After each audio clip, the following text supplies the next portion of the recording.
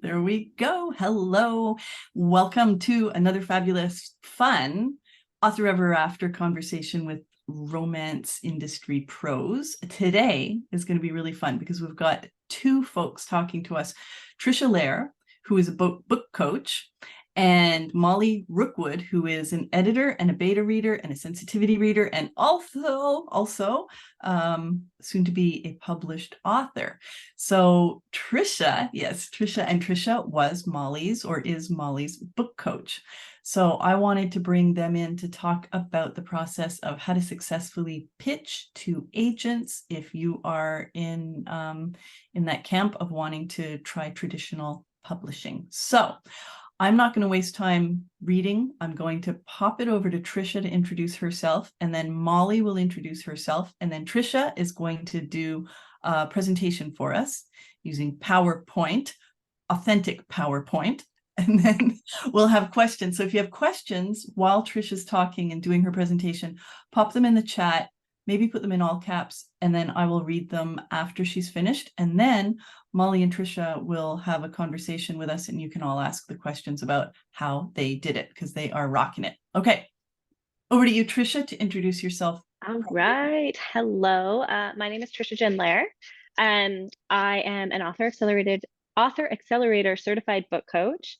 Molly helped me achieve my certification, which was lovely. And before I started book coaching, I worked as a freelance writer and developmental editor. And before that, I worked as a communications and events coordinator and specialist, basically because I was told that I couldn't ever make a living working with romance novels and happy stories. And so I went down that career path, and there were things I liked, but I didn't love it. And I've now been come full circle, and now I get to work with fun stories all day. Basically, I help busy women who want to write romance novels without guilt or shame, prioritize their writing, develop their craft, and find joy in the journey towards their publishing dreams, because we all know like this can be hard. Like this isn't easy to do, and you need sometimes some support and some help to do it. And so that's why I started doing this. I'm also a pre-published author. I'm writing a contemporary fake relationship rom-com. I've been working on it for a long time and still trying to figure out how to make it work. Because again, working on my own stuff is a lot harder than working with other people on their stuff. I'm also a mom to a toddler. She just turned 2. And so between trying to write, trying to get this business doing, and also doing all the mom stuff, it's busy. But that's what we're doing here. You can find me on Instagram generally, and my handle there is Trisha Jenn Reads. Yay. Yay. Off to you, Thank you Molly. so much, Trisha. Over to Molly. Okay. Hi, everybody. I'm Molly. I live in Halifax, Nova Scotia, and I am a bookseller. I'm a writer. I'm a developmental editor and copy editor, and I'm a Jewish sensitivity reader. So I wear a lot of different hats throughout my week. I went to school for publishing after I finished my undergrad. But in Canada, if you want to be in the traditional publishing industry, you pretty much have to be in Toronto. And Toronto didn't work for me. So my husband and I moved back out east to Halifax, which we loved. And I decided to go freelance, which is really what you have to do out here, or most places if you don't live in a publishing hub. In the States, that would typically be New York, maybe San Francisco. But again, if you live in other places, it's a lot harder to be part of the traditional industry. So I started my company, Rookwood Editing, a few years ago, and I work primarily with self-publishing romance, science fiction, and fantasy writers. I offer content editing and copy editing, and I recently started offering Jewish sensitivity reading. So for writers who either have Jewish characters or who think that maybe their fantasy novels have elements that are taken from Jewish tropes. And I offer presentations on anti-Semitism in fiction and fantasy so that people can know if maybe they need a Jewish sensitivity read. So that's my editorial business. I also work at the King's Co-op bookstore in Halifax here. And a few years ago, I took inspiration from my amazing romance clients and decided to give writing my own novel a try. And took a while, as you might be familiar. Books take a while. But I wrote it and I got a bunch of beta readers, and eventually I connected with Trisha, as we'll discuss later in this presentation. And I am delighted to say that I am now working with an agent, and we're going to be submitting my book to publishers soon. Yay! Sorry. In the community, we always like we celebrate, jazz hands or twinkle fingers, and yeah, so I can't not do it. Well, and I clap sometimes because I'm a Muppet. You can tell by my fuzzy jacket. Anyway, sorry, carry on. No, that's about it. That's me. I live with my husband and my black cat, Zoe, who might make an appearance during this presentation. Yeah, welcome, Molly. Welcome, Trisha. I am just delighted. I spoke with Trisha. We had such a great conversation before we decided to present to you folks. And Trisha is going like upscaling the whole thing by doing a presentation. Do you want to share that now? Yeah, just trying to find the rest of my notes. There we go. We're good. I got it. All right. Good. So if anyone has questions, just drop them in the chat and I will get them to her, Molly, or sorry, to Trisha after she's done. Perfect. All right. Let's see. Where is the one I want to share? There it is. All right. Looks good. Yeah. So, how to hook a literary agent. Let's chat about this. I'm going to try and get through my presentation as quick as I can so that Molly and I can chat. But yeah, if you have any questions, fire them in the chat for Danica. Our agenda, we kind of already said hello. That's cool. We'll talk a little bit about publishing paths and why people still choose traditional publishing when there's so many options out there. And then we're going to talk about your pitch, because the first thing you need to do when you hook a literary agent is you got to pitch them. Until you throw that line out there, they're not going to grab onto it. And then we're going to talk a bit about what the querying process looks like and feels like. And then we will talk with Molly about her experience. So yeah, here's my little hello page. La la la, we did that already. All right, so one of my favorite things to look at is this giant chart that Jane Friedman makes every year that kind of catalogs, she updates it every year. It catalogs all these different paths to publishing. And it's kind of bonkers to see how many options there are now. Traditional publishing used to be our only option. And now there are so many different options, so many different ways to do it. So sometimes people wonder, well, why would people still choose traditional publishing? This chart, by the way, is free. So if you're interested in it, I've got the URL there, janefriedman.com/keybookpublishingpath if you want to go download it. She does also update it every single year, which is delightful. So why would you still choose traditional publishing? The pros of it, the biggest one for a lot of people, especially for me, is there's no upfront costs to you. It doesn't cost you anything other than some time to traditional publish. And someone else does all the really hard work of running the publishing company. They find, hire, manage all the editors, the cover design, the layout design, distribution, sourcing, subsidiary rights, licensing, all that stuff. They might even do the marketing. Not as much now as they used to, but they still do some of the marketing. And if you're traditionally published, you get that higher chance of getting reviews in big media. You get placed in bookstores. Some of us just have that dream, right, of walking into your local big box bookstore and seeing your book right there. There are definitely cons to the traditional publishing too, right? Like you lose a lot of the control. The timeline's really slow. The money, you don't get to keep all the money. You don't get to set the price. You don't get to get paid regularly. Royalty payments are infrequent and they're often small, and you got to pay other people, like your agent gets a cut of everything that you make. There's pros and cons, but traditional publishing is still a big dream for a lot of us, right? Like it gives you, there's that confirmation that someone in the industry who has some power believes in your book. Or maybe it's just something you want to try before you self-publish. Either way, traditional publishing can be really a fabulous option. My dog also just came and sat on the couch right behind my laptop. So now I'm just going to present to Gizmo. We'll see how it goes. See if he's interested in publishing a book one day. All right. So steps traditional publishing.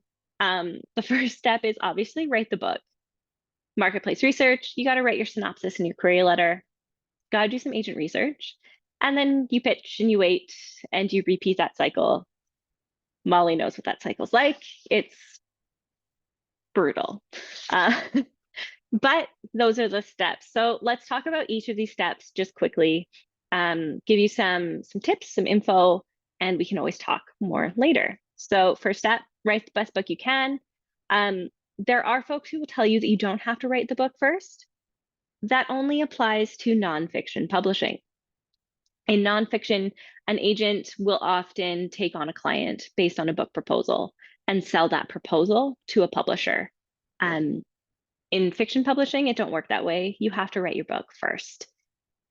If you already sell a book and you have, a bit of a backlist, you might be able to sell multiple books on proposal, essentially. Sometimes that happens where a publisher will buy a multi-book deal from someone. They'll buy the first book that you've already written and maybe 2 more books in addition to that are as yet unwritten. But for debuts, not super common. Generally, you got to sell the first one, show that it has readers and will make the publisher money before they're going to be willing to buy more books for you. So the first thing you got to do is you have to write a book that agents are going to want, right? Once that's done, we move forward to marketplace research. I recommend doing a little bit of this before you even start prepping your pitch package, just so you can have more of an idea of, is there a market for the book that you've written? The first thing to do is to look at comp titles. Are there other books similar to yours? Not too similar, because nobody wants to buy a book that they've already read or already sold. So you're going to want to look for comp titles. What books out there would be on the bookshelf next to yours? I'm a big romance reader. So my bookshelves are full of rom-coms and contemporary romances. Would your book fit next to there? Would it fit next to Talia Hibbert's Brown Sisters series? Would it fit next to Fourth Wing? What would your book fit next to? Agents are looking for this because they want to know, is there a market for your book? Will I be able to convince this publisher that people are going to want to read your book?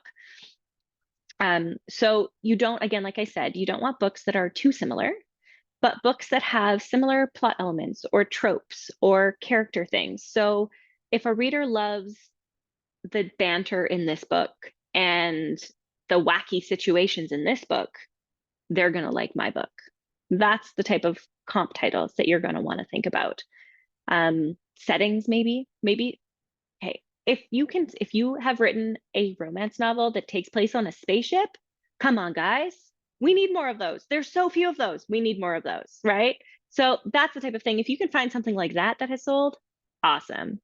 A key thing to think about with your comp titles, though, is they can't be too recent. Like, they can't be brand new. You want something that actually has sold, but they also can't be 10 years old. If you are comparing your book to Twilight, no, it's too old. If you're comparing your book to Fourth Wing, you might come off a little egotistical because that book has just made such a huge splash. Try and find something that, has sold well, but isn't too old or like, the very top book going on right now. Once you found your comp titles, and can kind of demonstrate like, yeah, there is an audience for this. Agents, you're going to want my book. Then we get to move forward to writing your query.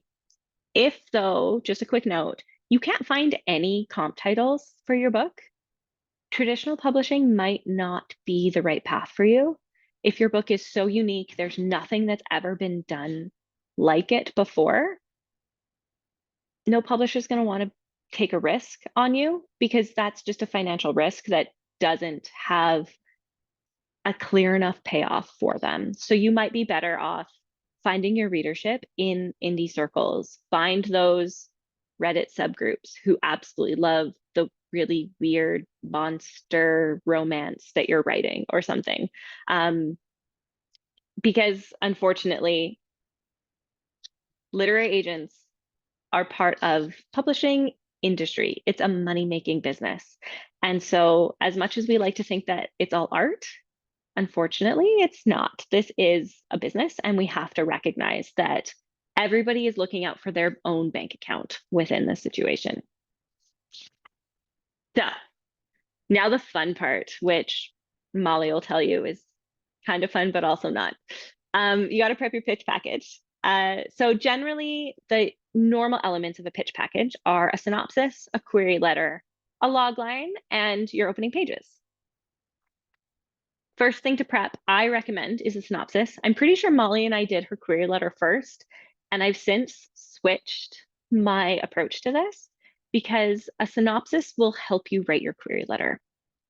A synopsis is a really not fun document to write because you are trying to capture your entire novel in less than 2 pages.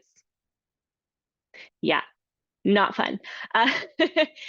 Basically, this is an introduction of your key characters, a summary of your key plot points, and needs to convey the entire narrative arc of your book, and that means it has to give away the ending. Some people like to push back on that, like, oh, I don't want to give it away, I don't want to give it away. The agent needs to see that your story structure works, that your story has arc, that it has narrative drive, that the plot makes sense. So in your synopsis, you are going to want to focus on just getting the points down. Don't write pretty. It's not a place to write pretty. Sometimes the best way to write this is just bullet points, and then we'll bring it together with accurate sentence structure later. But you're just going to want to focus on who are your main characters, defining characteristic, goal, motivation, conflict, some basic info about the world of your story. Oh, let me turn my page. What's the opening of the book, kind of that opening image, your inciting incident or meet cute, the most important scene before the midpoint, that major moment of change at your midpoint, your dark moment or climax, and then the ending scene. How's the story wrap up? Don't include secondary characters unless absolutely necessary. Don't include subplots. Make your tropes clear. And as I've already said, give away the ending. If your synopsis doesn't give away the ending, that agent is just going to keep moving on because they don't have enough information to know that your story actually works. If an agent reads your synopsis and doesn't see that the story works, that there's a clear narrative arc, that kind of those major plot points are hit, they're not going to want to read your pages. They're not going to keep going. Another resource here, again, Jane Friedman. She has a fabulous blog post all about how to write a synopsis. She lays it out super clearly. She has so much experience within the publishing industry.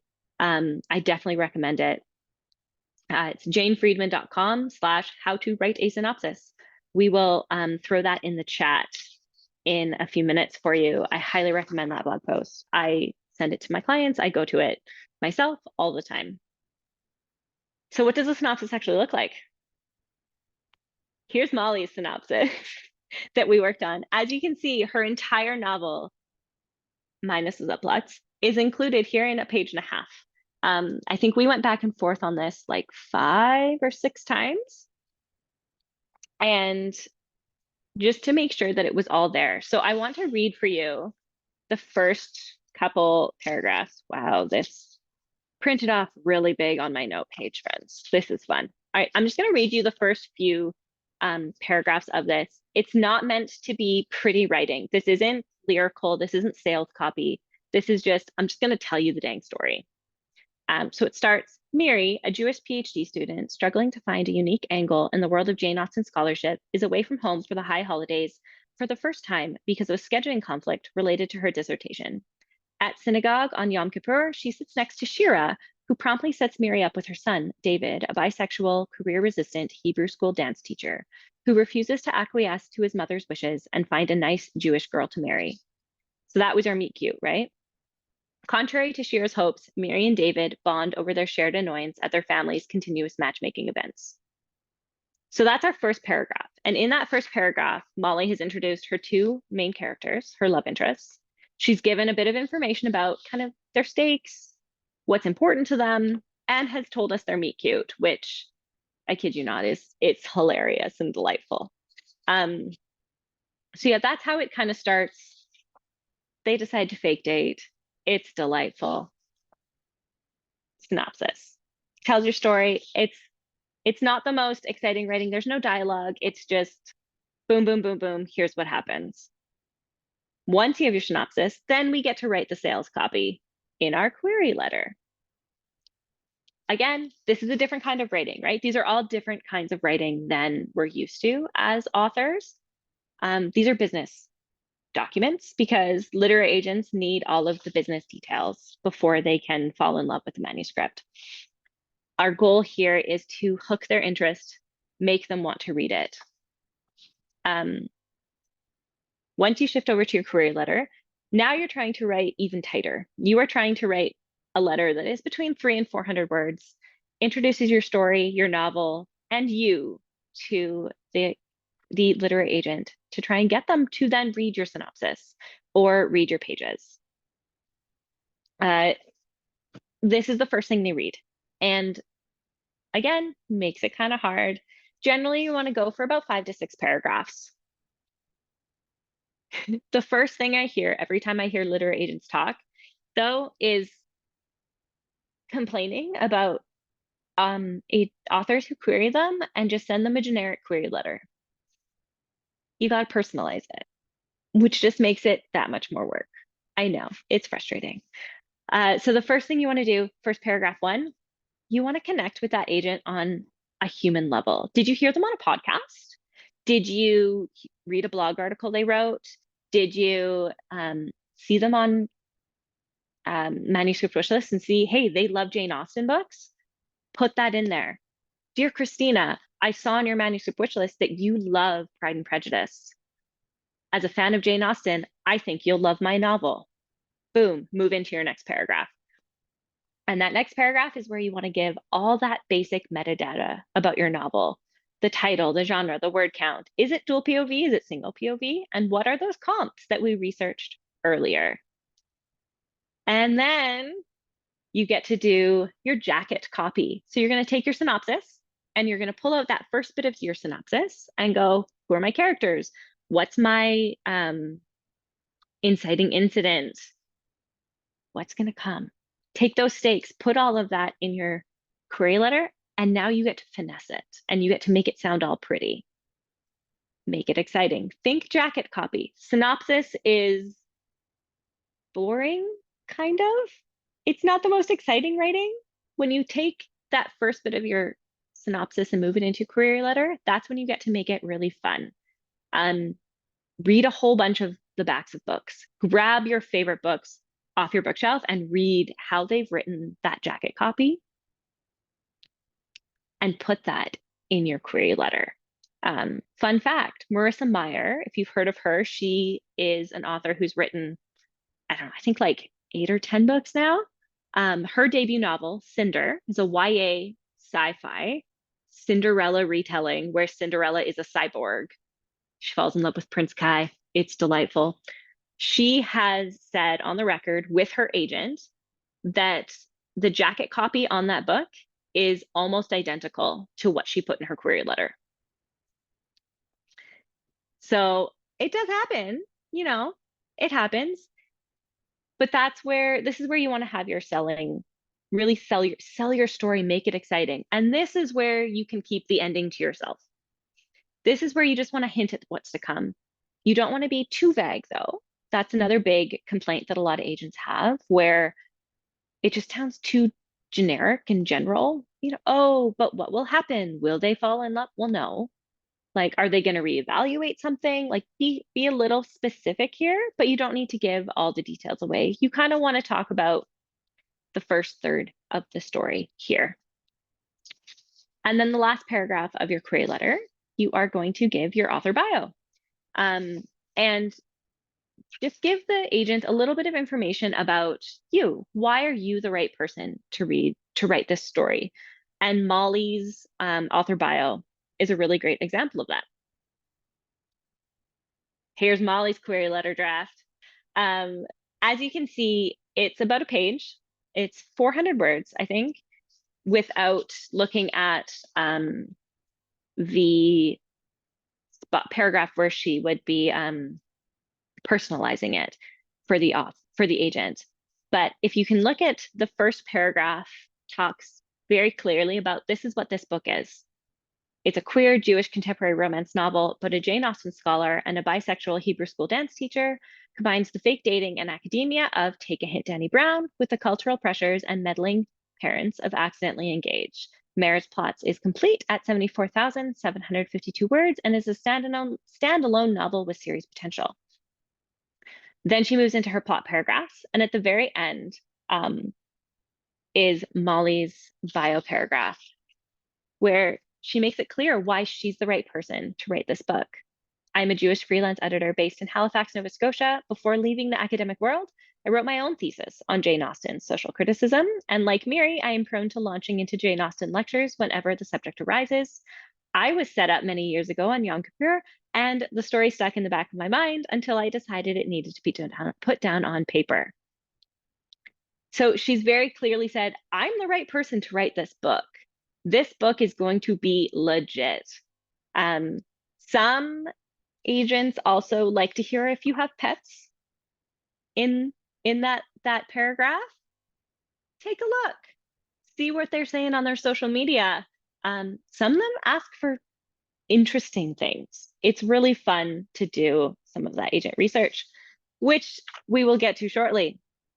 But before we research agents, it can be helpful to write yourself a log line about your book. Some agents ask for this, some don't, but it's always good to have it ready just in case.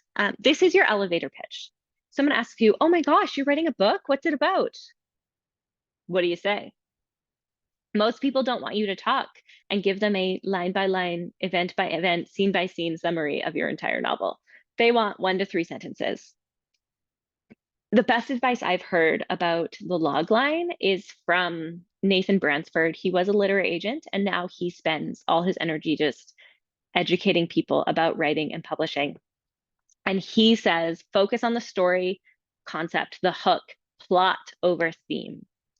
And I'm going to read you a quote from one of his blog posts right now, because it just encapsulates the need to be specific over general when it comes to your log line. So here's what he wrote. A good pitch for the memoir, Eat, Play, Pray, Love, is not a recently divorced woman searches for love and happiness. That sounds, well, like a million other books published every single year. It's too general. A better pitch would be a recently divorced woman travels to Italy for pleasure, India for spirituality, and Bali for balance, but she finds love instead. That sounds a lot more interesting, right? So a logline is a great way for you to just really focus in on what makes your book unique, what makes it stand out, because that's what a literary agent is looking for. They're looking for something that is interesting and different, not too different, mind you, but different enough that it's going to attract attention. So now once you have all those materials written, you've got your synopsis, you've got your query letter, you've got your log line, it's time to go back to your manuscript and polish those opening pages. This is another spot where sometimes people are like, well, how many pages do I do? How many pages do editors or agents want? Well, that's a really hard question to answer, because every agent wants a different number of pages. Some want 10 pages, some want 5, some want 30 pages, some want the first 2 chapters, some want the first 5 chapters. It's different for everybody. So I recommend polish your first 50 pages. It might seem like a lot. You might never actually send anyone all 50 pages, but you're ready just in case. If possible, polish the entire manuscript, because you want to be ready for that too. But when you're just starting to pitch, polish those first 50 pages, because if your agent that you pitch gets through your query letter and likes it, you don't know which one they're going to go to first. Are they going to go to your synopsis first, or are they going to go to your pages? You don't know. Your pages, though, that's what they're going to be selling. that's the product, right? So you want to make sure that it's really solid, that it represents your whole manuscript. Make sure that the rest of the manuscript is not ignored when you polish these first 50 pages. Because if you do get a request from an agent to read the whole manuscript, like, I gotta know what's happened, I gotta know what happens next, give it to me, give it to me, give it to me. And page 51 is just littered with typos. Sorry, friend, they're not gonna read anymore. And you want them to read the whole thing. Also, my dog just brought me a toy so that I would play fetch with him. So I guess, here you go. All right.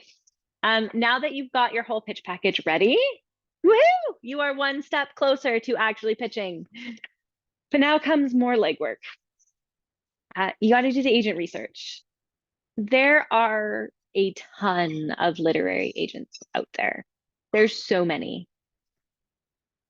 The key to hooking one and getting them to take you on as a client is to pitch the ones that are actually going to be interested in your book.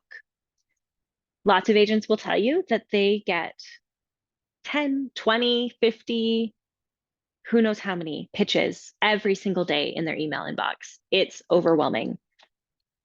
And if you pitch an agent your romance novel and they only represent fantasy, you're wasting everybody's time.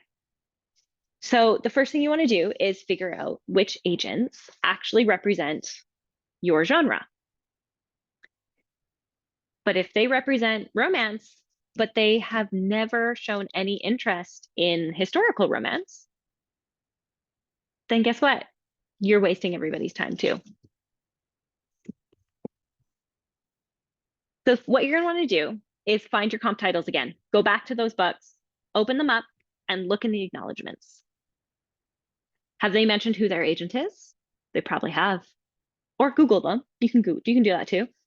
You can use Publishers Marketplace. It's a great resource to look up who represents who has made what deals, and find these agents who are excited about what you have written.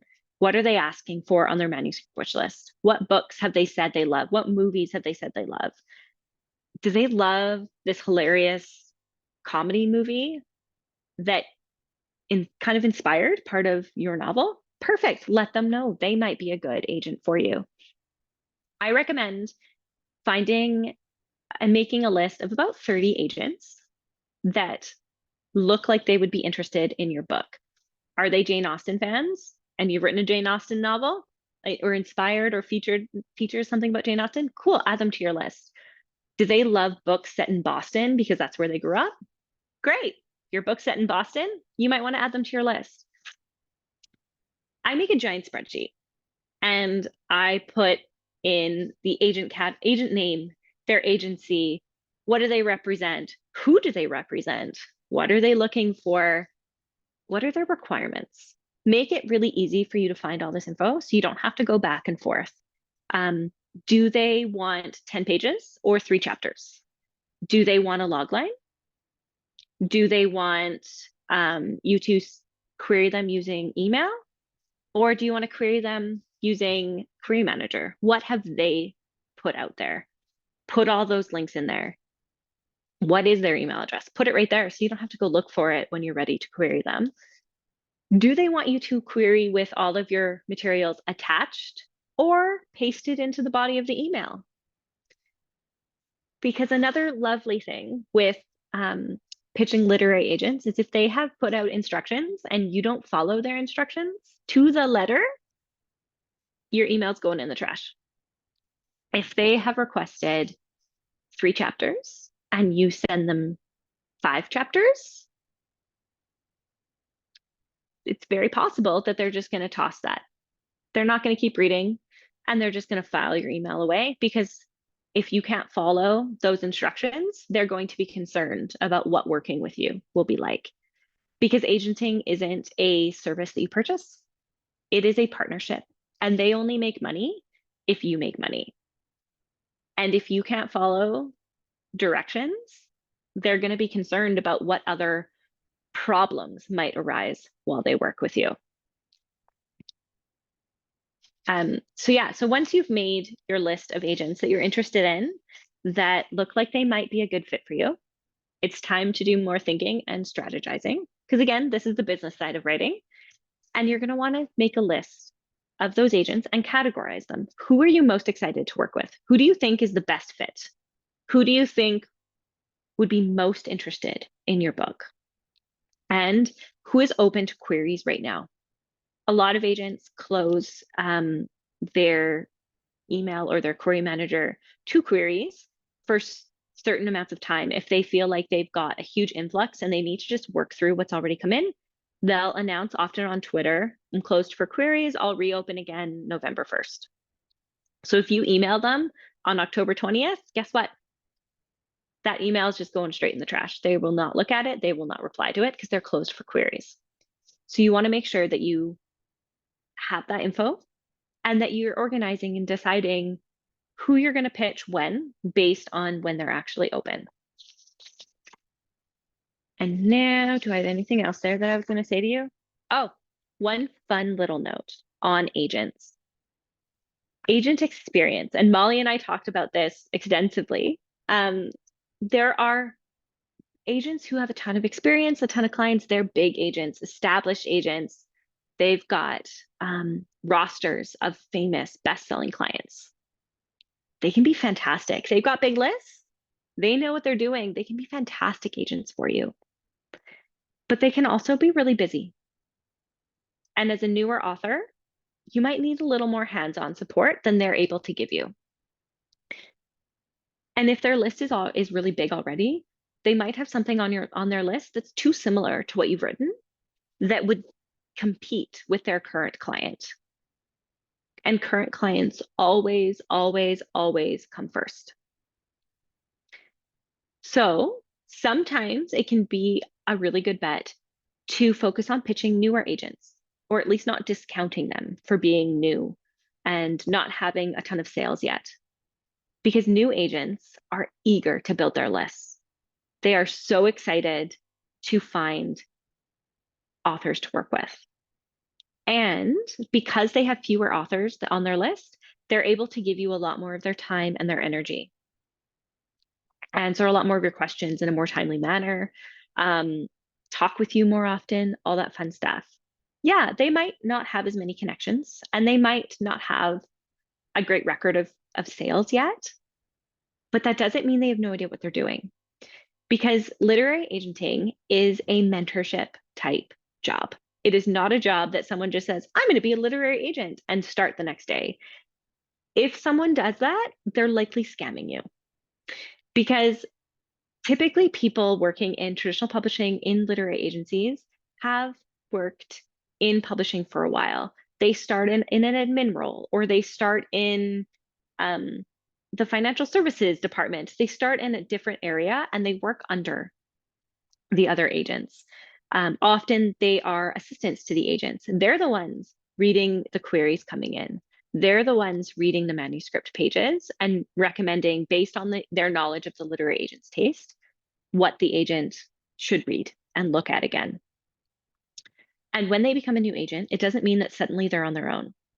They still get to use all the connections that their agency has. They generally work with those other agents. They help each other. They talk to each other. They share ideas and suggestions. They introduce each other.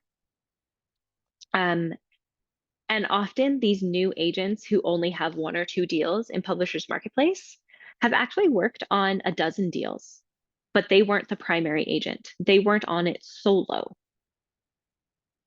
So it doesn't mean that they're not a good chance for you. I remember, Molly, you told me when you first got the offer from your agent and you signed the contract, the owner, the lead agent, the owner of the agency contacted you to congratulate you and say how excited they were to have you as a part of their agency. So just because her agent, Christina, was a new agent with only a handful of deals, didn't mean that she was doing this on her own. She had the whole agency support behind her. So that's a good thing to consider when you are looking at agents. Don't just discount them because they're new.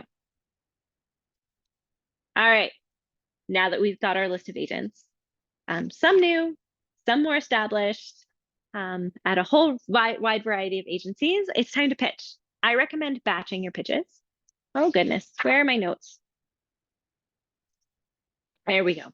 I recommend batching your pitches to prioritize them in groups of 3 to 5 for a few reasons. One of them is because it allows you to tweak your materials based on any feedback you get. It allows you something to do in between. You can keep researching more agents. You can work on something else while you're waiting, because queries take a long time sometimes to respond to. Agents have to prioritize their current clients. So they are reading your queries in the evenings, on their lunch breaks, on the subway.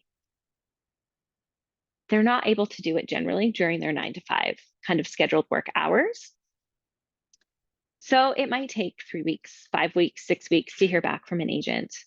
And if you pitch all 30 agents at once, and then you start getting passes and passes and passes, and they're all kind of form responses, that means they probably haven't read any of your pages. They've only read your query letter. And it means your query letter probably isn't working. There's something in it that's not working. So if you pitch 5 agents and you get all form rejections back, then you can take a few days and go, okay, what's not working? Am I pitching the wrong agents? Or is there something in my query letter that's not working? And then you can revise it if so, and you can pitch more people.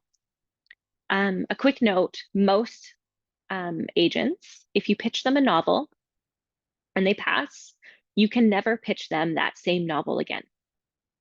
So if you've pitched them and your pitch wasn't a good query letter, and you realize that and revise the query letter, you can't send it back to that agent. If they've passed, they've passed. That's kind of the way it goes. So I highly recommend batching your pitches. A fun thing to know, though, with batch pitching and rejections is if they get through the pitch, and if you get a rejection from someone that says, hey, like this was interesting, but it's not a good fit for me, and they give you something specific, some specific bit of feedback, that means your pitch is working. Your query letter is working if they got to your pages. So you don't need to worry about the query letter. That means maybe it just wasn't that great of a fit. So once you start sending out those query letters to your batches, this is likely what's going to happen. You'll get lots of rejections. They suck. They super suck, especially the form rejections. But as I was saying, if you get customized rejections, that means your query letter is working. So maybe your pages or your synopsis maybe aren't working, something to look at. This is all an iterative process, and it's frustrating, but that's likely what will happen. If an agent, though, reads your pages, reads your synopsis, and they like it, and they think, I want to know what happens. I think maybe I'll be able to sell this. We'll see. They'll request your whole manuscript. You want to reply to them like ASAP. You don't want to wait until they request it to go back and revise and, proofread that last 250 pages. You want to have it ready to go so that as soon as they ask for it, you can get it into their inbox. This is another spot where you got to wait a while, unfortunately. You can keep pitching other agents if someone has your full, because again, there's no guarantee that they're going to offer to represent you. But if you haven't heard back from them within about 3 months, you can definitely send them a nudge and say, hey, I sent you my full manuscript, just wondering if you've had a chance to read it yet. But give them some time. It can take weeks or months to read these manuscripts because, again, as I said, this is the work that they're doing in their off hours when they aren't working with their current clients. So it can take a while. After agents have read your manuscript, they'll either pass and say, thanks, not for me, and hopefully give you some useful feedback about why it wasn't for them, which can help you assess if the manuscript just wasn't for them, it wasn't a good fit, or if there's something wrong in the manuscript. I don't recommend diving into revising your manuscript immediately after getting a pass from a literary agent. However, if you get the same feedback from 2, 3, 4 agents, maybe it's worth considering, right? It might be just if it's only one person that says, oh, this isn't working. I don't like the main character. Daniel's annoying. I don't like him. Okay, that's a personal thing. The book's just not for them, right? But if you have multiple agents saying, hey, thanks for sending your manuscript. I'm going to say no right now. Daniel just was really off-putting. He seemed there was too many red flags there for him to be a supportive, like a hero that I would want to cheer for. Okay, maybe look at it. How is your love interest treating, the other character? What's going on there? Maybe it's something you need to consider. But again, find some trusted readers that can then help you hash out that feedback. But if you get the all important, super exciting, I'm going to jump and scream email from an agent that says, thank you for sending your manuscript. I'd like to hop on a call and chat with you about it. That means they are interested in giving you an offer of representation. Jump on that call as soon as you possibly can, but give yourself a few minutes to scream, call or text a couple friends to go, oh my gosh, this is happening, because this is a big deal. It is a huge deal. And that call is super exciting and interesting. And it is not a one-sided call. Just because someone offers to represent you does not mean you need to take it. The purpose of that offer call is for you and the agent to actually get to talk to one another, for you to ask questions, to know if they have the same passion for your book as you have. Do they have the same vision for your book and your writing career that you have? Do you feel like you actually want to talk to this person on the regular and like entrust them with this baby that you have spent all this time and energy writing and crafting? Because they have become your partner. If the agent lays out a plan for your book that it just doesn't feel right, doesn't seem like something you want to do, you can say no. You can say, I'm not interested in that. You can lay out what you're interested in. The biggest purpose of this call, the most important thing I would say in the call with an agent who is giving you an offer, is that vibe check. Do I feel like they love my book as much as I do? Do I feel like they will listen to me, answer my questions, hear my concerns? And do they have that same vision for my book as I have? And if they do, and if it all kind of feels like, yeah, this is happening, this feels right, then they're probably going to send you off over a contract, which you then also get to comb through and hopefully have some people in your life who can help you comb through and make sure that it's a solid, good contract. And at that point, if there are any other agents who have your whole manuscript or who you've queried, you can let them know. Just send them a polite email. Generally, you have a week or two, I think, to get the contract back to the agent who's given you an offer. And you can send those folks a polite message of, I've received an offer of representation for X manuscript. Please let me know by this date if you are still interested in it. And at that point, some agents are going to be like, oh, cool, good luck, awesome, and go, sweet, I don't have to worry about this. Other agents who are like, oh, no, I was really excited about this, will prioritize it. They're going to move it up to the top of their stack. They're going to read it in the next couple of days.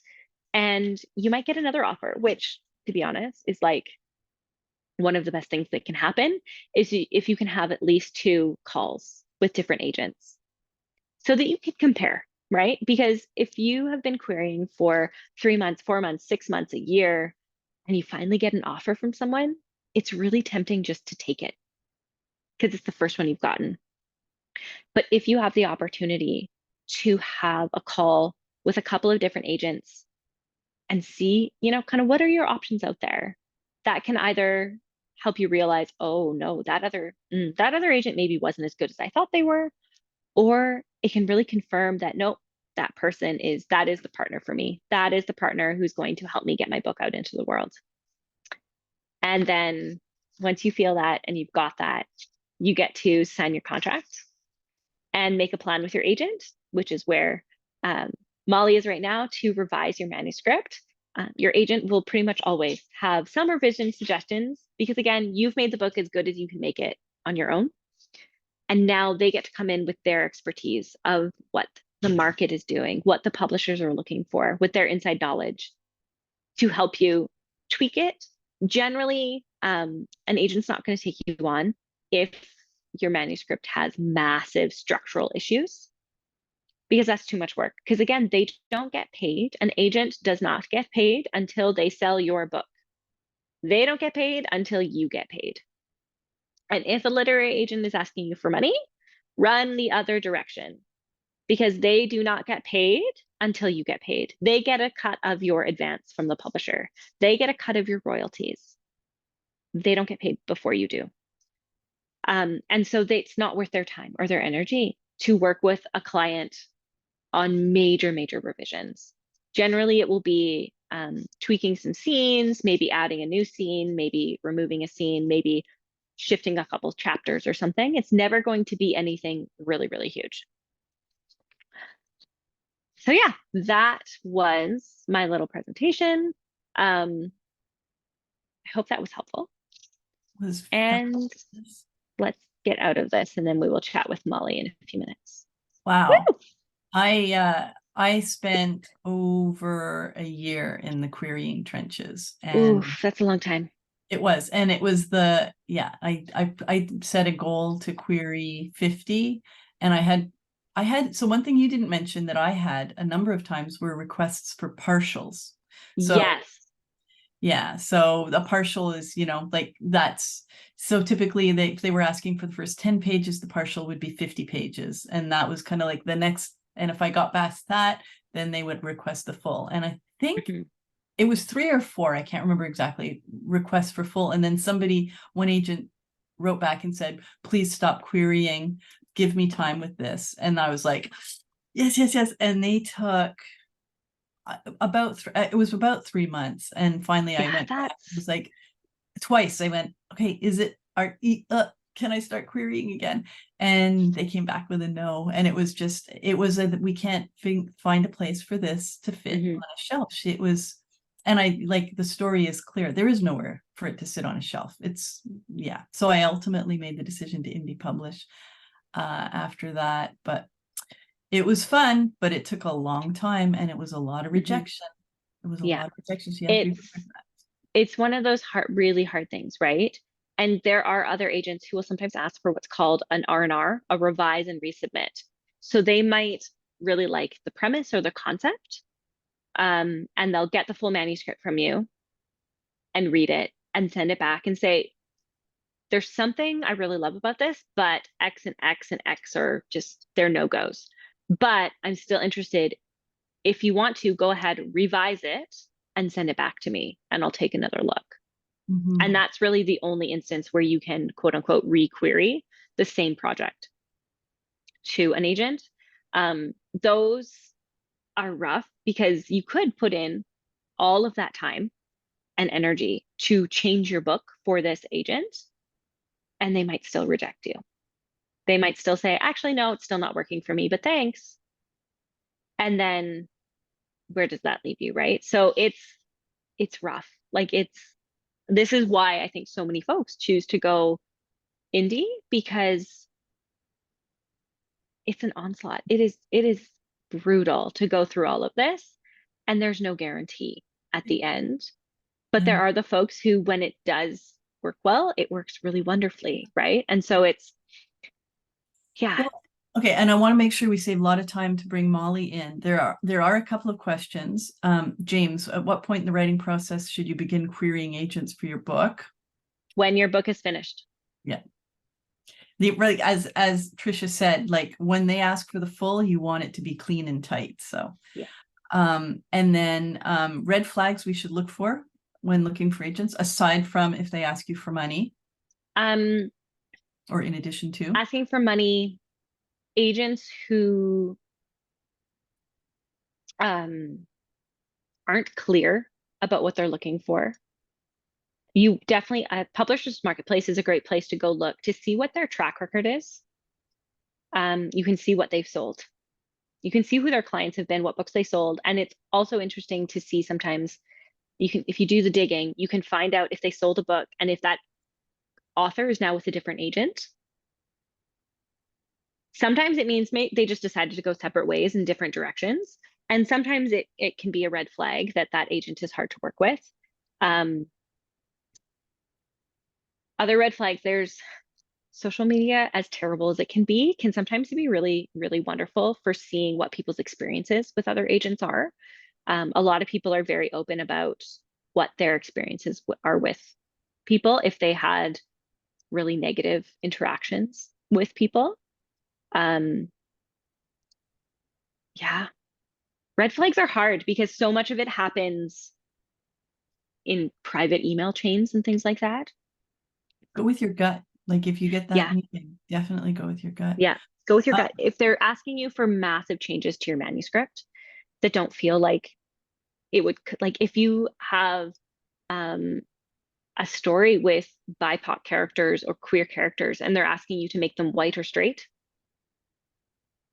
like that, no. Yeah. James, I'm going to answer this one. You say you've finished your first draft on your book. That's not ready for querying. Nope. Yeah. Ideally, you would feel as confident that your book is ready. So it has gone to other readers, beta readers, alpha readers have read it. You have gone through that draft. You have revised it. You have copy edited it and proofread it to the best of your ability. Mm-hmm. Yeah, and definitely beta readers, really important. Like folks who read and love the genre, who you can trust. I would find, yeah, if you're in a community where you can find those folks. Okay, Molly, want to bring you in. Keep posting your questions. And yeah, I get folks are going to catch the replay for the rest of this. Molly, Trisha, I'm going to mute myself and just leave you two to. All right. And if you have questions, actually people can come on camera if you would like, or stay off camera, but put your hand up or somehow indicate you can ask questions. You don't have to go through me. Okay. All right. Molly, my dear, I wanted to ask you, why did you choose traditional publishing? As someone who works with indie authors, why did you go traditional? Yeah, so I do primarily work with indie authors. Occasionally I'll work with somebody who is planning to then query afterwards, but usually it's indie authors or self-publishing writers. And it's such an awesome option for so many people. Danica, you were talking earlier about why you chose that. And so for so many reasons, I think indie publishing is amazing. A lot of my clients really just want to hold their book in their hands. And there's no reason to go through all the heartache of traditional publishing if that's their goal.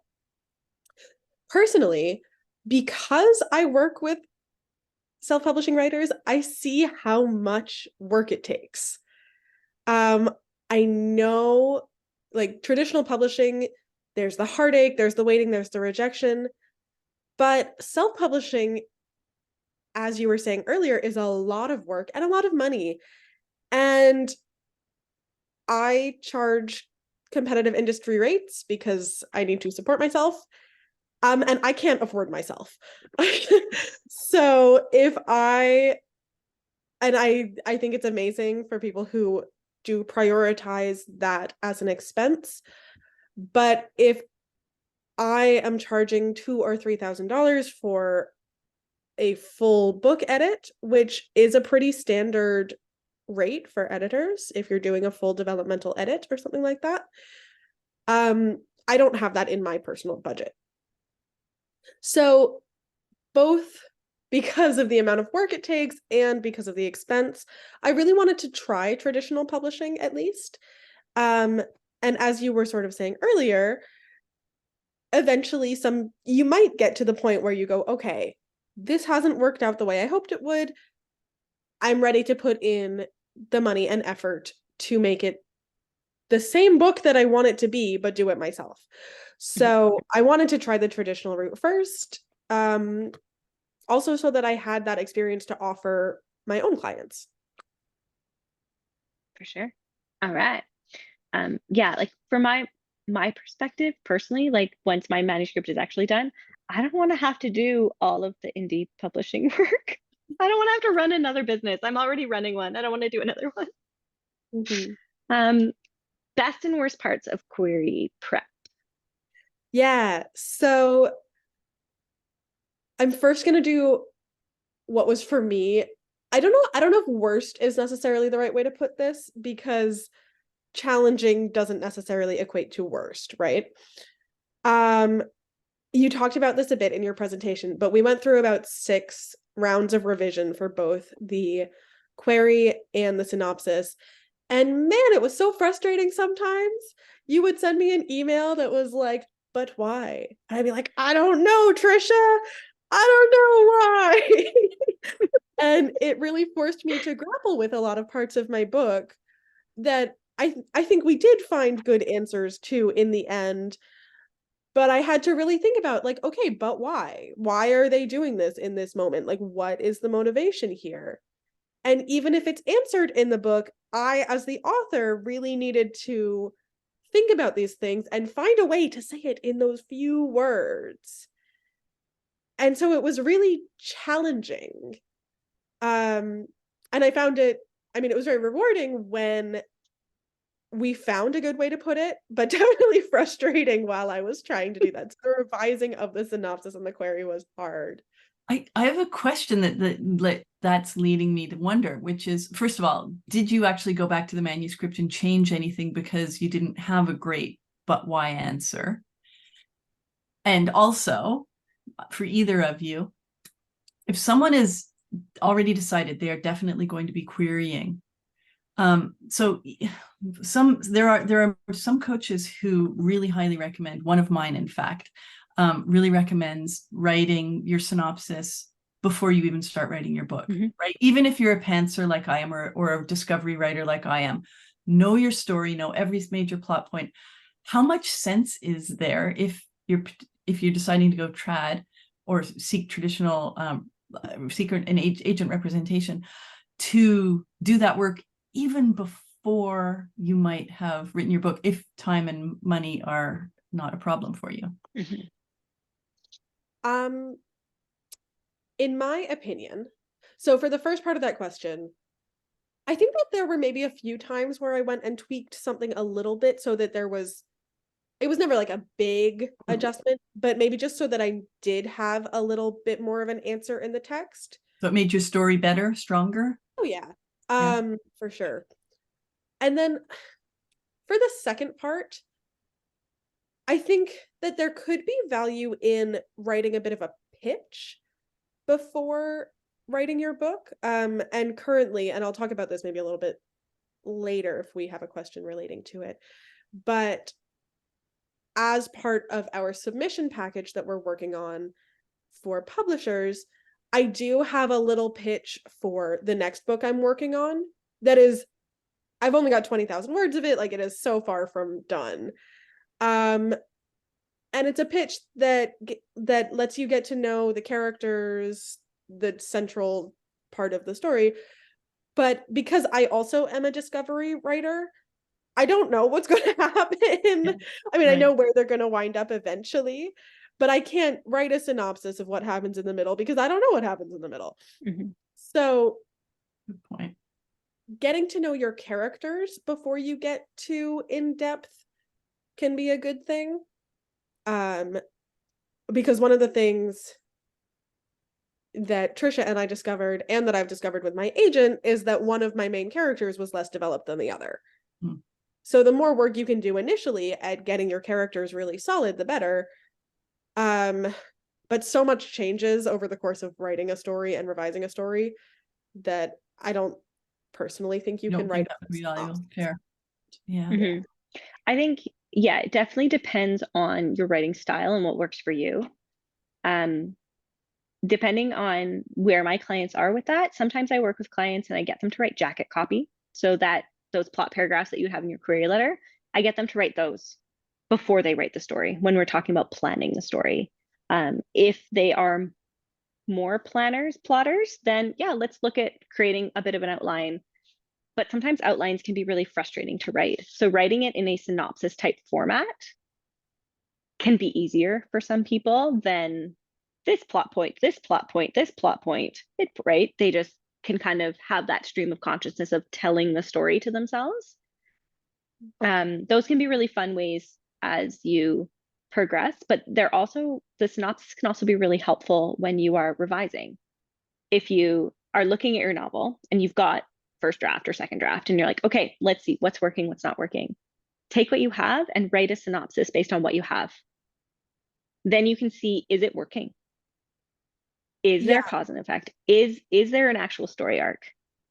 And then you can okay, how do I fix this? So you fix it in the synopsis before you go back and fix it in the manuscript. Because then you can try different things without having to rewrite 20,000 words. Mm-hmm. Right? Yeah. If I can jump in there. Yeah, go ahead.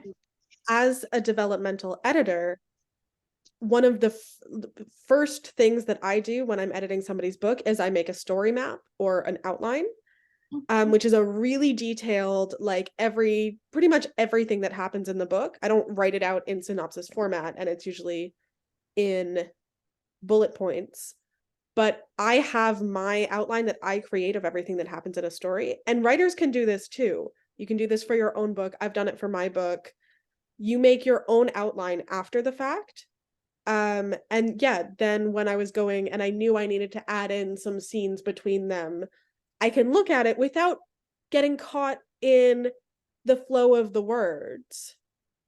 And you can look at your own story in outline form or synopsis form and go, okay, no, I can stick a scene in there. That's a good spot for it. Mm-hmm.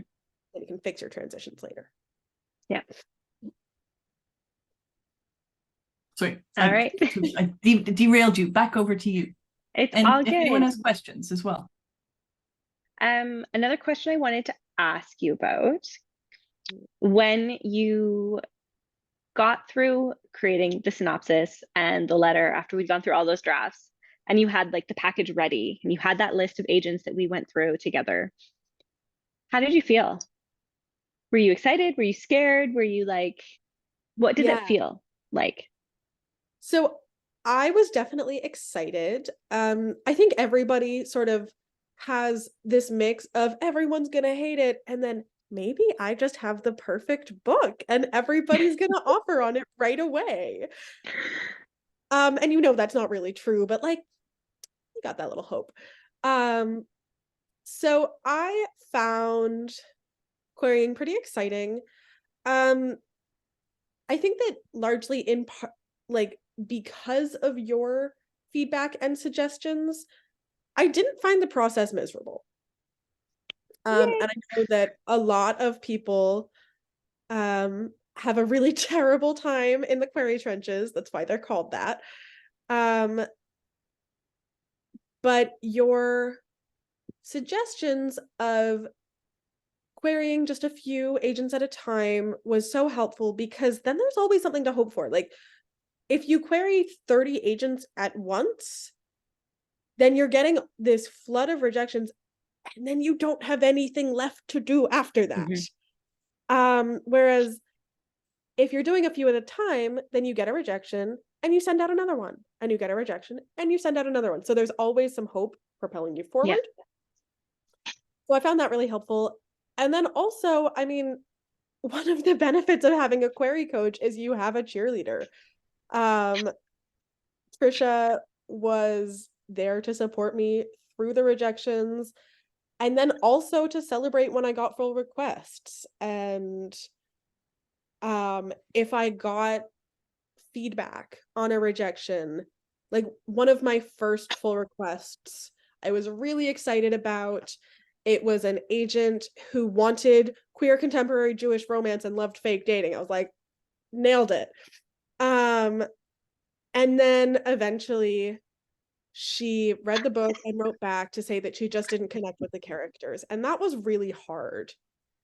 Because, you know, I love my characters. And she loved all of the premise. She like totally thought the premise was great. It fit exactly what she was looking for. So that was really disappointing. And it was so helpful to have you there to be like, to give me some reassurance, like, Mhm. this is one Yeah. person, didn't connect with the characters, doesn't mean your characters suck.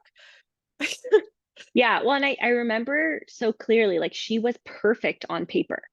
On paper, she was like, she checked every single box for, yep, this is the agent for this manuscript. Yeah. And it wasn't the book for her. And it wasn't And a fit. it's such a clear example of how brutal this process can be sometimes, is like, there is no guarantees. Just because something looks perfect on paper does not mean that it actually works out, right? Right. Yeah. Originally, Yeah. I was looking exclusively for Jewish agents because I thought that they would be the best fit for my Jewish book. Christina's not Jewish, and doesn't matter. And in some ways, actually, that worked out really well because she, in her revisions, was able to ask questions that maybe I wouldn't have thought of. Yeah. Mhm. Kind of a Yeah, so that the sensitivity book to could the have, to yeah, people who aren't familiar with Jewish culture, right? Perhaps. yeah, Yeah. yeah. Jeanette's got a great question, and Jeanette has got a story that's getting perilously close to done. What does the writer do when they're waiting? How do you keep from going back to your manuscript and editing, re-editing, and revising? Please give her a good answer because we need to get Jeanette out of this stage. As an editor, I always ask that my clients do not work on their books while I'm working on their book. Yeah. It's not useful from that perspective. It's not useful if I'm working on something that the writer might have already changed. Right. Similarly, if someone's reading your book, you don't know if the thing that you've changed might be something they really love. Yeah. And so, sure, you can do some reworking and revising if you are reading it and you go, oh, I know how to fix this, because maybe then they'll come back and say, hey, loved the book. I think you should revise this thing. And you'll go, I did it. But on the whole, work on something else. Yep. Start something new. Once you decide, okay, this book is as good as I can make it, I'm going to put it out into the world, into agent hands or whatnot, then that book is done until they come back to you and you've signed a contract with someone to do revisions, or you've gotten enough feedback from rejections that you know there's something fundamentally wrong with the story that you need to tweak. Go work on something new. Is there a character, a secondary character in the novel that you absolutely loved? Okay, go write their story. Yeah. Right? Yeah. Dive into that. Yeah. I did see a question here from Ashley about how long did you have to wait between the start of queries until you got the contract? And that was one of my questions. I think Molly and I worked together in February.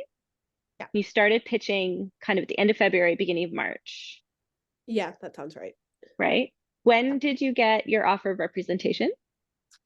So I connected with Christina in June through a Twitter pitch contest, RIP Twitter, which is so sad, honestly. Just as a tiny aside, Twitter was such a great way for so many authors and agents and editors to connect with each other. Agents love Twitter. It's Yep, weird. they love it. They love it. And it's so sad that like that is really not a thing right now. But so I connected with Christina through one of these pitch contests. She asked for my full manuscript, and then read it fairly quickly, which is frankly a really good sign. If somebody is reading your manuscript and gets back to you promptly, that's because they really liked it. And so she asked to set up the agent call sort of mid-June, I think. And then we met, we had a great conversation. She had feedback, which was really helpful and which I totally agreed with. She told me that she thought one of the main characters was not as well developed, and she had some suggestions on how to fix that. I was like, great, I know that he needs work. this is a good sign that your vision of the book is the same as mine. And then I took 2 weeks to notify the other people with my manuscript. And at that point, I had 2 other full requests and then 3 open queries. So I notified all those people. I didn't get any more offers, but I got some really nice responses. Like, congratulations on your offer. I am not going to offer at this time, but I'm excited to see your book on the shelf. Things like that, which was lovely. So it was about 4.5 months in total, which I recognize is a lot quicker than a lot of people who are querying. That's brilliant. Not to Congratulations. say that you should expect a 4-month turnaround. How many agents rejected it before Christina took it? Yeah, okay, hang on. I have my stats. I wrote them down in preparation for this. So in total, between the agents that Trisha found for me and then others that I added through the process, my list had 27 agents. All right. 4 of those agents were closed to queries, but I had hoped that they would open eventually. They didn't in that time period. 6 of them I didn't wind up querying, but considered them. So in total, I queried 17 agents. 3 never wrote back, so I presumed that they were no's. I got 9 rejections without requests for more pages, although some of them did give feedback. And then I had 5 full requests in total. Okay, I have got to stop you there because I want to say something. Yeah. That I have talked to a lot of authors who have queried over 100 times. I have talked to authors who have revised their pitch packages, and this isn't, I didn't expect to come in here and do a sales pitch for Trisha, but those stats are freaking unheard of. Well, Like, so I did only come here 3 to do a people didn't sales pitch for reply. Trisha. Like, honestly, I'm blown away by those stats. So yeah, well, exactly. that is So money I well think it spent. makes such a difference. And Huge. I mean, I am here also just to chat as an author, but I will tell all of you wholeheartedly that working with Trisha was amazing. And Thank you. it goes to show, because one of those full requests came from someone who only read the pitch and 3 pages. And I'll tell you right now that, like, you don't get a sense of my story in those first 3 pages. So it was the pitch. That's a kick-ass pitch. Mhm. Like, honestly, that Well, a big thing that, because she worked with me, every time Molly had the pages back and was revising the query or the synopsis, I was doing agent research. So I was taking all of that time and energy and doing it for her. So she didn't have to spend all of those hours doing the agent research. I did all the agent research and I sent her my spreadsheet and said, here's all the info. So she wasn't going through all of the different websites. yeah. And I think that was the quality of your pitch is saver. what I'm hooked on. Sorry, I'm going to just keep For sure. interrupting. Oh, all because I'm good. honestly, because yeah, that's stellar. One of the biggest things I do when I'm working with authors, and no matter what phase of writing they're at, is I ask that question, why? Why? Because so much of your story is in your head. And my job is to help pull it out and get it on the pitch, because so often the pitches that literary agents get are super vague, because the author's trying to, like, get them interested and hook them in. But if there's not enough there, it's too vague. I want to know why. Like, I remember even we talked about how the story was queer. It's a queer romance. But nowhere in the synopsis or the pitch was there any information about the fact that one of her characters was bisexual. And we had to keep, like, figuring, okay, well, where do we put this? Because if you're telling them it's a queer romance, but in the plot paragraphs it's a man and a woman, they're gonna say, well, where's the queer? Because there are agents who they only want to represent those stories because they know how important it is to get more of those stories out into the world. So we got to make sure it's clear, right? Amazing. Yeah, and it felt so awkward for me to be like, he's a bisexual, because that's not how I think. That's not how he thinks of himself. Like, that's not his first identifier in his brain. But for an agent, Yeah. it needs to be so clear there. Yeah. Okay. Looking at the time, we've got 7 minutes. I want to do you justice. Molly, when is, so you're in the you're in the trenches now. Your agent is pitching to publishers. Is that right? Yes. Or, So yeah, so where I'm at right now, and Trisha, I think this was maybe your next question anyway. This was my next question. Yep. So currently my agent did one big edit for me. As Trisha was saying earlier, it wasn't big stuff. We knew that we had to work on getting character motivations locked down better for one of my characters. And that was something that I totally agreed with. And then Christina also had suggestions about some scenes that needed adding or some chapters that needed reconfiguring. And so she did a full edit for me. And then I spent some time doing my rewrite. And that took a while, but it was all good stuff. Okay, you also got married in there you moved in there and you went on a big I trip got in married there. I was like, the wedding pictures came up on your Yeah, it was a anniversary. busy Okay. summer. It was a much busier summer than I expected it to be. So it took a little while to do the rewrite. And it wasn't huge stuff, but there were some scenes that I added in, there was some tweaking. And I was so happy with this draft, like so delighted with how much better of a book it was after her edits. And this is actually circling back very quickly to the beginning of this conversation. One of the things I think is really cool about traditional publishing is how many rounds of edits you get. When I'm working with my self-publishing writers, money is undeniably a factor, and you pay for every round of editing. So most of my clients are doing 2, maybe 3 rounds of editing at most, sometimes not even. And when you can see noticeably how much better your book gets with each edit, the more edits you get, like the closer your book gets to being the book in your heart. And so I'm really excited about continuing to see how it evolves. So yes, so I did my rewrites, did my revisions, sent them back to Christina, and she is currently doing another read through to give me any final adjustments or tweaks that she thinks we need to make before we start submitting. there you go. She's also having an intern at the agency read it.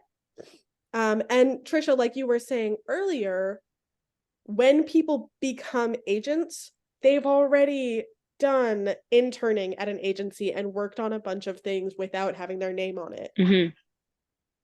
So she had been an intern. She had worked in the rights department at another agency and then also at this one. So she knows contracts. But she's a newer agent. So I'm only her 3rd client, which means I'm a top priority, which is really awesome. Yeah. So yes, so she's putting together her submission list right now for editors to submit to. We are putting together our submission package, which is a lot like a query package, but has a few extra things in it for publishers. I had to do a mood board, which was a new thing for me, to get a visual representation of the book. So the person is glancing at it, goes, "Ooh, I like the feeling that this evokes for me." Cool. So that's where we're at. I don't have a book deal or anything yet. I hope I will have one. You'll have to keep us posted so that we can, maybe I'll bring you back and we can, like break open champagne and talk about what that next step is like. I sure hope so. Yeah. Okay, Ashley, one quick question. Can an agent drop you after you've already signed a contract? Oh, sorry, I just threw some of those links for my presentation in the chat for you. Thank you. An agent can, generally, from what I've seen and read and heard, it's more often a mutual decision where they're like, either they come to the point where like, we don't think we can sell this book, we've tried, and the agent maybe keeps you as a client while you write something else and then tries to sell the next book. Or if they don't think they can sell it, or if they don't want to work with you anymore, or they decide they don't want to be an agent anymore, then sometimes you part ways and just nobody makes any money there at all. And it can happen reverse too, where the author decides Yes. the agent isn't Yeah. right. If you decide that this agent is not helping your career, is not being the partner that you expected them to be, you can say goodbye and you can leave. The contract can be voided and you can leave. And the contracts often have a timeline on them. Like, I'll work to sell this book, and if it's not sold by X date, then we renegotiate our relationship or something, right? Yeah. Yeah. So yes, it's not, neither of you is signing your soul. It's not marriage. Although Yep. And even in marriage, if it's not working out, there's still exit. You're a romance writer. You're not allowed to say that. Okay. I'm a romance writer who believes in divorce. Okay. Thank you. This was absolutely, I was like, the whole time, this was really fabulous. Yeah, so I'm just going to throw out there, everyone, keep your eyes out for announcement that The Marriage Plots has sold to a big 5 publisher for a nice, big, hefty advance. What? Keep your eyes open out. for it's going to happen. You were announcing that. I was like, it has? You've just no, been keep your eyes out. It's going to happen. It's going to happen. All right. And then we can all do a happy dance. Exactly. All the cheering. Thank you so very much. Jeanette, James, everyone's saying thank you. Good luck. It was fabulous. Molly, do you want to throw your social handles in the window in the chat so folks can find you if they want? And I will put them all in the replay as well. So I will have all of that for the replay so people can find you. And yeah, we're gonna stay connected to find out when this book sells. Yeah, because it is going to, because it is delightful. And I'm so excited to see what it looks like with the new stuff in it. Because the last version I read was from like January. So yeah, a lot has changed. Okay, so I just want to say here, Jeanette, calling you out. You've heard this. The book was ready to pitch. It was good. It was solid. And there's still changes. So be ready to let go of that book. All of you people who have a hard time with red pen disease. What did you call it? Yes, red pen disease. All right. Yeah, the great thing is you can always, pitch a couple agents, see how the experience goes. And then if you realize something's not working, you can go back, work on your manuscripts more, and then pitch some more agents. Yeah. You don't have to go all in right away if you don't want to. Thank you so much. This was really fun. All right. Thank you. Conversation. Okay. Bye.